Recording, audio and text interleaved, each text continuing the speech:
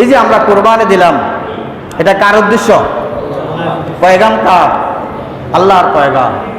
আল্লাহ বলছেন তোমরা কোরবানি করো, আমরা আল্লাহর হুকুম মেনে কোরবানি করছি, এটা আল্লাহর পয়গাম। এখন এরকম বহু বান্দা আছে যাদের উপরে কোরবানি ওয়াজিব হয়ে আছে কিন্তু কোরবানি করে নাই, আছে না নাই? তো তাদের জন্য এই খবরটা, তাদের জন্য এই খবরটা, তাদের আল্লাহ পাক যে উদ্দেশ্য বানিয়েছেন উদ্দেশ্য বিফল হয়ে গেল।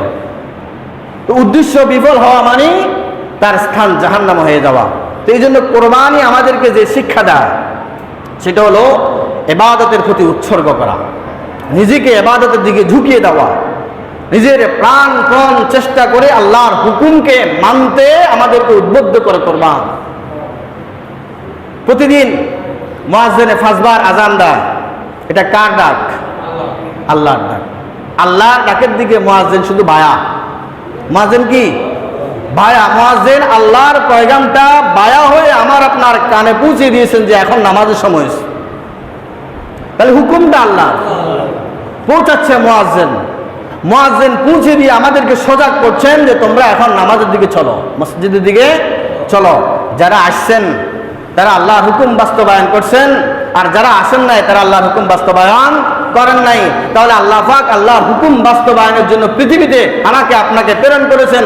যদি আল্লাহর হুকুমই বাস্তবায়ন না হয় তাহলে কি আল্লাহ যে সম্মান সূচক জায়গা আমাকে আপনার যে আপনাকে আমার আপনার জন্য রেখেছেন ওই সম্মান সূচক জায়গা আমাকে আপনাকে দিবেন, নাকি অসম্মানিত স্থানে আমাকে নিক্ষেপ করবেন?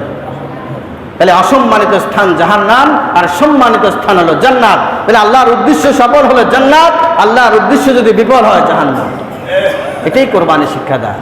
আরো একটা জিনিস শিক্ষা দেয় কোরবান, সেটা হলো আমরা যে পশুগুলো জব করছি, এই কথাটা আমি ঈদের দিনে বলছি, এখন আবারও বলতেছি, পশু কোরবানি আল্লাহর উদ্দেশ্য নয়। আল্লাহর কি উদ্দেশ্য নেই কি পশু কোরবানি করা? আল্লাহর উদ্দেশ্য কি? যে ব্যক্তি কোরবানি করবে তার দিলকে যাচাই করা। যেমন আমি বলছিলাম যেই পরীক্ষা হযরত ইব্রাহিম আলাইহিস সালাতু ওয়াস সালাম থেকে আল্লাহ রাব্বুল আলামিন নিয়েছেন, যদি এরকম একটা পরীক্ষাও আমার আপনার থেকে নিত আমরা ফেল হয়ে যেতাম। ইব্রাহিম আলাইহিস সালাতু ওয়াস সালাম থেকে অনেক পরীক্ষা নিয়েছেন। এর ভিতরে একটা পরীক্ষা এমন ছিল যে অগ্নিকুণ্ডে যখন হযরত ইব্রাহিম আলাইহিস সালাতু ওয়াস সালামকে নিক্ষেপ করে তখন ফেরেশতারা ওই চাকাটা ধরে রাখছে সরকার ভিতরে। আগে আসলে সরকার ঘুরে ঘুরে ঘুরে ঘুরে কি হতো, দূরে নিক্ষেপ করা হতো।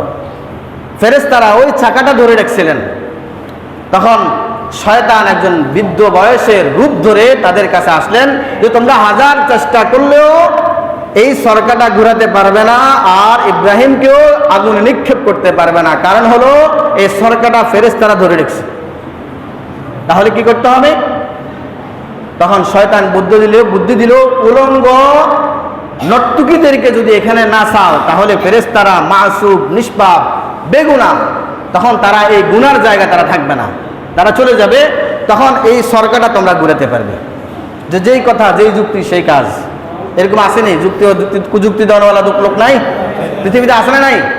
কুযুক্তি দিবার লাগে আছে শয়তান। আছে শয়তান আয় কি করছে? ফেরেশতাদেরকে আগে দৌড়েছে, তারপরে সরকারটা ঘুরে ঘুরে যখন হযরত ইব্রাহিম আলাইহিস সালাতু ওয়াস সালামকে অগ্নিকুণ্ডে নিক্ষেপ করতেছেন, এমত অবস্থায় ইব্রাহিম আলাইহিস সালাতু ওয়াস সালাম দূর থেকে দেখতেছেন। তার পিতার নাম ছিল আজর। তার পিতার নাম কি? ইব্রাহিম দেখতেছে নিজের জন্মদাতা পিতা আজর ওই সরকারটা ঘুরাইতেছে যাতে করে ইব্রাহিম এই প্রজ্বলিত আগুনে জ্বলে পুড়ে ছাই হয়ে যায়। তখন ইব্রাহিম আর চোখের পানি রাখতে পারেন নাই, অশ্রু সিক্ত নয়নে রব্বুল আলামিনের দরবারে মনটাকে দিনটাকে সঁপে দিয়েছেন। বলেছেন হে আল্লাহ, পৃথিবীতে যদি সন্তান বিপদে পড়ে তখন সর্বপ্রথম যে ব্যক্তি ছুটে আসে সে হলো তার মা এবং বাপ। আমি এমন এক কঠিন মুসিবতে আছি, এমন এক কঠিন বিপদে আছি যে বিপদের সময়ে আমার আম্মাজান তো এখানে দেখতেছি না, আম্মাজান তো আসেন নাই, কিন্তু আব্বাজান আসছে আমাকে সহযোগিতা করার জন্য নয়, বরং আমি ইব্রাহিম যাতে করে আগুনে জ্বলে পুড়ে সেই হয়ে যায় এজন্য আমার আব্বাও তাদের সাথে সহযোগিতা করতেছেন। ইব্রাহিম চোখের পানি যখন আল্লাহ পাকের দরবারে ছেড়ে দিয়েছেন, আল্লাহ রাব্বুল আলামিন সাথে সাথে আগুনকে বলে দিয়েছেন ইয়া নারু কুনি বারদাম ওয়া সালামান আলা ইব্রাহিম, হে আগুন তোমার কোনো শক্তি নেই, আমি জ্বালাইলে তুমি জ্বলো, আমি না জ্বালাইলে তুমি জ্বলতে পারো না, তুমি আমার ইব্রাহিমের জন্য এয়ার কন্ডিশনে রূপান্তরিত হয়ে যাও, ঠান্ডা অগ্নি। বলছি ওয়াসালামুন আলা ইব্রাহিম, কুনি বারদাও ওয়াসালামুন আলা ইব্রাহিম, আমার ইব্রাহিমের জন্য শান্তিদায়ক ঠান্ডা হও। বেশি ঠান্ডা হলে ইব্রাহিমের সর্দি লাগবে, কাশ হয়ে যাবে, কষ্ট পাবে। বেশি গরম হলে ইব্রাহিম জ্বলে যাবে। সুতরাং তুমি এমনভাবে ঠান্ডা হও যাতে করে আমার ইব্রাহিম শান্তি পায়। তাহলে এটা এক কথা আমরা কি বুঝি? এখন বর্তমানে এসি বললে আমরা বুঝি, এয়ার কন্ডিশন হয়ে গেছে। তো এই আল্লাহ রাব্বুল আলামিনের দরবারে যেই অগ্নি পরীক্ষাটা ইব্রাহিম থেকে নিয়েছেন, এরকম অগ্নি পরীক্ষা যদি আমার আপনার থেকে নিত, তাহলে আমরা কি ওই পরীক্ষা টিকতাম না? এরকম একটা পরীক্ষা নিয়েছেন, ইব্রাহিমকে দেশান্তর করছেন। যে দেশে ইব্রাহিম জন্ম সেখানে থাকতে দেন নাই, মিশর থাকতে দেন নাই, ইব্রাহিমকে দেশান্তর করছে। ইব্রাহিম তার স্ত্রীকে নিয়ে দেশান্তর যখন হচ্ছেন, তখন আরব বাদশার কবলে পড়ছেন। ওই বাদশার নজর হযরত ইব্রাহিম আলাইহিস সালাতু ওয়াস সালামের স্ত্রী ছিল পরমা সুন্দরী, তার নজর পড়ছে গেল। এখন ওই বাদশাহ যাকে সুন্দর পায় তাকে উড়াই নিয়ে যায়, তার কাম মনোবাসনা সে পূরণ করে। এখন একজন নবীর স্ত্রী, দিনদার স্ত্রী, তার কাছে নিয়ে গেলে নবী কি স্থির থাকতে পারে? ইব্রাহিম আলাইহিস সালাম তখনও আল্লাহ পাকের উপর অঢেল বিশ্বাস আর ভালোবাসা নিয়ে দাঁড়িয়েছিলেন যে আল্লাহর ফয়সালা আল্লাহ করবে, আমি এখানে কিচ্ছু করার নেই। শেষ পর্যন্ত তিনবার বাদশা দেকিয়ানুস তার নাম, তিনবার সে হযরত ইব্রাহিম আলাইহিস সালাতু ওয়াস সালামের স্ত্রীর উপর হাত বাড়াতে চাইলেন, কিন্তু তিনবার আল্লাহ পাক তাকে প্যারালাইসিস দিয়ে অজ্ঞান বানায় দিয়েছেন।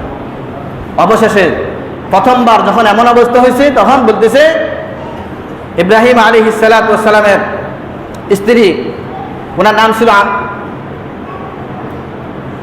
হাজেরা, হলো হযরত ইসমাঈল আলাইহিস সালাতু ওয়াস সালামের আম্মা জান, বিবি সারা। তো সারার কাছে ক্ষমা চাইলেন যে আমি তোমার কাছে আমার কাম মনোবাসনা নিয়ে তোমার কাছে হাত দিব না, তুমি আল্লাহর কাছে দোয়া করো, আমি তোমাকে ছেড়ে দিব। আল্লাহর কাছে দোয়া করছেন, সে ভালো হয়ে গেছে। তো শয়তানি আবার জেগে উঠছে। এভাবে তিনবার দোয়া করছেন। লাস্ট যখন আল্লাহ পাকের পক্ষ থেকে হযরত সারা আলাইহিস সালাতু ওয়াস সালামের দোয়ার বরকতে যখন ওই বাদশা মুক্তি পেলেন, তখন বাদশা সম্মানসূচকভাবে একটা গোলাম, একটা বান্দি উপহার দিয়ে তাকে এখান থেকে বিদায় করলেন। ওই বান্দিটার নাম ছিল হাজেরা। ওই বান্দির নাম ছিল কি? হাজেরা, বিবি হাজেরা ওই বান্দির নাম। এই হাজেরা তখন হাজেরাকে উপহার নিয়ে হযরত ইব্রাহিমের কাছে, ইব্রাহিম আলাইহিস সালাতু ওয়াস সালামের স্ত্রী ছুটে আসলেন। তখন ইব্রাহিমের সন্তান নাই, বয়স হয়েছে 80 বছরের উপরে, নিঃসন্তান। তো হাজেরাকে উপহার দিলেন হযরত সারা আলাইহিস সালাতু ওয়াস সালাম, ইব্রাহিমকে উপহার দিলেন যে আমার পক্ষ থেকে বান্দিকে আপনাকে ব্যবহার জন্য আমি কি করলাম? উপহার দিলাম। ওই ঘরেই হযরত ইসমাঈল আলাইহিস সালাতু ওয়াস সালামের পয়দা, ভূমিষ্ঠ। তাহলে ইব্রাহিম একদিকে এলো 80 বছর বয়সে সন্তানটা পাইছেন। অনেক দোয়া করছেন আল্লাহর দরবারে, রব্বি হাবলি মিনাস সলিহিন, রব্বি হাবলি মিনাস সলিহিন, রব্বি হাবলি মিনাস সলিহিন। এভাবে একদিন আর 2 দিন নয়, অসংখ্যবার আল্লাহর কাছে নেক সন্তানের দোয়া করছেন হযরত ইব্রাহিম। অবশেষে হাজেরার ঘরে যখন ইসমাঈল নবুয়তি চেহারা, ফুটফুটে চেহারা নিয়ে দুনিয়াতে আসলেন, হযরত ইব্রাহিম আলাইহিস সালাতু ওয়াস সালামের সমস্ত প্রেম আর সমস্ত ভালোবাসা এই সন্তানের জন্য তার অন্তঃকরণে পয়দা হয়ে গেল। এখন দুনিয়া একদিকে, ইসমাঈল আরেকদিকে। দুনিয়া একদিকে, সারা পৃথিবী একদিকে, আর ইসমাঈল আরেকদিকে। আল্লাহ রাব্বুল আলামিন বললেন, তুমি এই সন্তানকে, ইসমাঈলকে এবং হাজেরাকে মরুদ্যানে রেখে আসো, যেখানে কোনো জনমানবহীন প্রান্তরে, যেখানে মানুষ নাই, গরু নাই, ছাগল নাই, পানি নাই, কিচ্ছু নাই, এমন এক জায়গা রেখে আসার জন্য বলছেন। আপনাকে যদি বলতে পারতাম আমরা যে কার কাছে রেখে আসবো, আর যাকে রাখে আসতাম সেও কি মানত? কিন্তু হাজেরা আলাইহিস সালাতু ওয়াস সালাম যখন ইব্রাহিম বেড়ানোর উদ্দেশ্যে ইসমাঈল এবং হাজেরাকে সুসজ্জিত করে রওনা দিলেন, হাজেরা একটা কথাও জিজ্ঞাসা করেন নাই। অনেক দূরে মরুদ্যানে নিয়ে, যেখানে দেখা যায় দূর মরুভূমি, এছাড়া কিছু দেখা যায় না। যেরকম আটলান্টিক মহাসাগরে উঠলে চতুর্দিকে শুধু পানি আর পানি থই থই করে, এছাড়া আর কিচ্ছু দেখা যায় না। এরকম দুদু মরু বান্তরে হযরত ইব্রাহিম আলাইহিস সালাতু ওয়াস সালাম হাজরাকে কয়েকটা খুরমা আর কিছু কতটুকু একটু পানি দিয়ে এই নবজাতক সন্তান ইসমাইল এবং তার বান্দি হযরত হাজরা আলাইহিস সালাতু ওয়াস সালামকে ওখানে রেখে চলে আসতে আরম্ভ করলেন। হযরত হাজরা আলাইহিস সালাতু ওয়াস সালাম স্বামীকে ডাক দিলেন, হে আমার স্বামী, আল্লাহর নবী, আপনি যে আমাদেরকে এখানে রেখে যাচ্ছেন, এটা কি আপনার মতে রেখে যাচ্ছেন নাকি আল্লাহর মতে রেখে যাচ্ছেন? যদি আল্লাহর মতে আমাদেরকে রেখে যান আমাদের কোনো আপত্তি নেই, যদি আপনার মতে রেখে যান আমাদেরকে এখানে রেখে যান না, আমাদেরকে নিয়ে যান। হযরত ইব্রাহিম আলাইহিস সালাতু ওয়াস সালাম ঘাটটাকে এভাবে ফিরাইয়া বললেন যে আমি তোমাদেরকে এখানে আল্লাহ পাকের হুকুমে রেখে যাচ্ছি। সুবহানাল্লাহ, কেমন স্ত্রী, কতটুকু দ্বীনদারি আর কতটুকু আল্লাহ ওয়ালা হলে এই কথাটা বলতে পারে, যদি আল্লাহর হুকুমে রেখে যান আমাদের কোনো আপত্তি নেই। এমন স্ত্রী পাওয়াটা ভাগ্যের ব্যাপার, কি বলেন? আমার আপনার স্ত্রী যদি এরকম রাখে আসি, মানবনি জীবনে, তবে তোর ঘরে করতাম না, তুই কে আমার জীবনের সিদ্ধান্ত নেওয়ার, তুই কে বলতো না, এটা বলে চলে আসতো। দেখেন সেখানে কি এক পরিস্থিতি হয়ে গেল।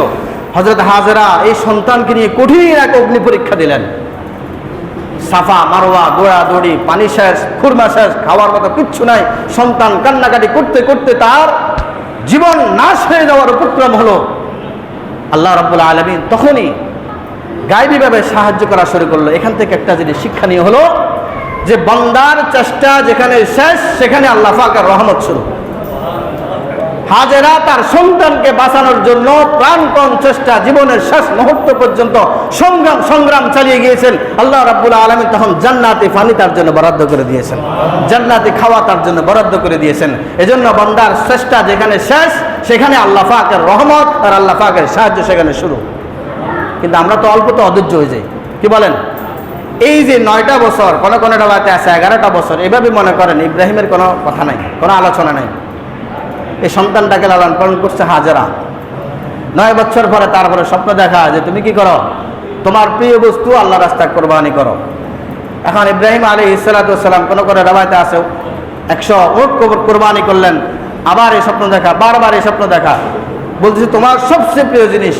ইব্রাহিম তখন চক্ষুটাকে বন্ধ করে চিন্তা করলো, আমার সবচেয়ে প্রিয় হলো আমার ইসমাইল কলিজার টুকরা নয়নের পুত্রী সন্তান। মনে হয় আল্লাহ পাক এই সন্তানটাকেই কোরবানি ছাড়ছেন। চলে গেলেন হাজেরার কাছে, চলে গেলেন, যাই বলতেছেন আমার সন্তানকে সাজিয়ে দাও, আমি বেড়াতে নিয়ে যাব। নিয়ে যাবে কোথায়? আল্লাহ রাস্তা কোরবানি করার জন্য। হাজেরা একটা কথাও বললেন না, দিয়ে দিলেন। এরপরে সন্তানকে কোরবানি করার জন্য প্রস্তুত, সন্তানকে শোয়ালেন, সন্তান দ্বিমত পোষণ করলেন না, সন্তান বরং তার আব্বাজানকে আল্লাহর হুকুমটাকে বাস্তবায়ন করার জন্য সহযোগিতা করছেন। এই যে কোরবানি, অবশেষে যখন কোরবানি শুরু করলেন, আসমানে হইচই আরম্ভ হয়ে গেল, ফেরেশতারা হইচই আরম্ভ করে দিলেন যে জমিনে কি করতে আরম্ভ হলো, বাপ কিভাবে সন্তানকে জবাই করে। আল্লাহ পাক তখন জিবরাইলকে বলতেছেন, জিবরাইল বেহেশত থেকে দুম্বা নিয়ে যাও, আর ইসমাইল যেখানে, ইব্রাহিম যেখানে ছুরি চালাতে, ইব্রাহিমের ছুরির নিচে দুম্বাটাকে শোয়াই দাও, ইসমাইলকে পাশে দাঁড় করিয়ে দাও। যে আমার তো ইচ্ছা আমার ইব্রাহিম ইসমাইলকে কোরবানি করবে, এটা নয়, বরং আমার ইব্রাহিম আমার জন্য তার কলিজার টুকরা সন্তানকে কোরবানি করতে পারে কিনা, এটাই আমার দেখার উদ্দেশ্য।